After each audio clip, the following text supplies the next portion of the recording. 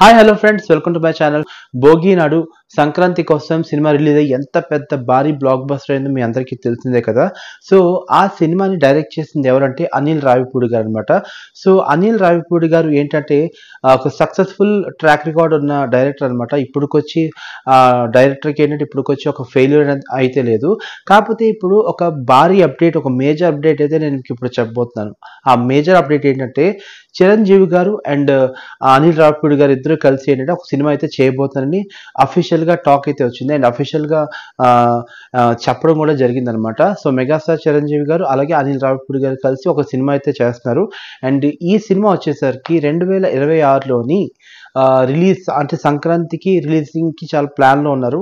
అంటే సంక్రాంతికి అంటే నెక్స్ట్ ఇయర్ సంక్రాంతికి రిలీజ్ చేసే యోచనలో ఏంటంటే అనిల్ రావిపూడి గారు అలాగే చిరంజీవి గారు కూడా ఏంటంటే ఉన్నారనమాట.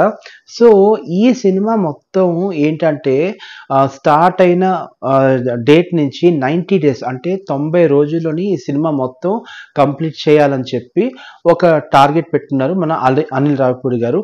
ఇప్పటికే చిరంజీవి గారి సినిమా కోసం ఏంటంటే స్క్రిప్ట్ వర్క్ అయితే స్టార్ట్ చేయడం కూడా జరిగింది. సో వన్స్ సెట్లోకి వెళ్ళిన తర్వాత ఏంటంటే వితిన్ 90 డేస్లో సినిమా మొత్తం కంప్లీట్ చేసి ఆ సినిమాని 2026 సంక్రాంతి కల్లా రిలీజ్ చేద్దామని ఒక పెద్ద టార్గెట్లో అయితే ఉన్నారు. అండ్ ఈ సినిమాలో ఏంటంటే అనిల్ రావిపూడి గారి టైమింగ్, అనిల్ రావిపూడి గారి కామెడీ టైమింగ్ అండ్ అలాగే మెగాస్టార్ చిరంజీవి గారి యొక్క యాక్షన్ ఏదైతే ఉంటుందో అదంతా సింక్ చేసుకుని దాని తగ్గ స్టోరీ స్క్రిప్ట్ రాస్తున్నారు మన అనిల్ రావిపూడి గారు. అండ్ ఈ సినిమాకి వర్కింగ్ టైటిల్ అని అంటున్నారు కానీ బేబీ ఇదే టైటిల్ అయి ఉండొచ్చు.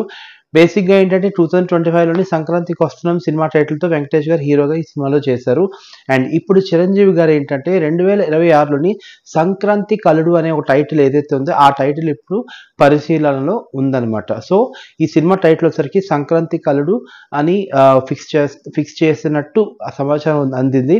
సో ఏది ఏమైనా మెగాస్టార్ చిరంజీవి గారిని మరొక కామెడీ టైమింగ్తో మరొకసారి మనం చూడడానికి అవకాశం అయితే వస్తుంది.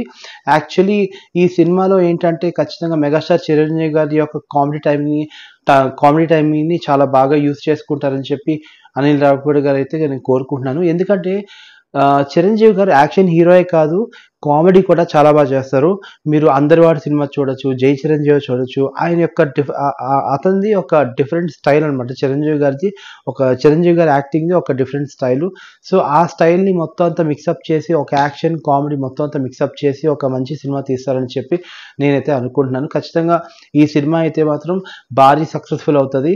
కాకపోతే ఇప్పుడు వచ్చి అనిల్ రావిపూడి గారు ఏంటంటే పాన్ ఇండియా లెవెల్లో ఒక సినిమా కూడా చేయలేదు. మేబీ ఈ సినిమా మెగాస్టార్ చిరంజీవి గారి సినిమా ఏదైతే ఉందో సంక్రాంతి కలుడు ఏదైతే సినిమా ఉందో ఈ సినిమాని మొత్తం పాన్ ఇండియా లెవెల్లో తీసుకెళ్తారని చెప్పి, అలాగే ఈ సినిమా ద్వారా సక్సెస్ కనుక వస్తే మాత్రం మరిన్ని పెద్ద హీరోలతో చాలా మంది పెద్ద హీరోలు ఉన్నారు.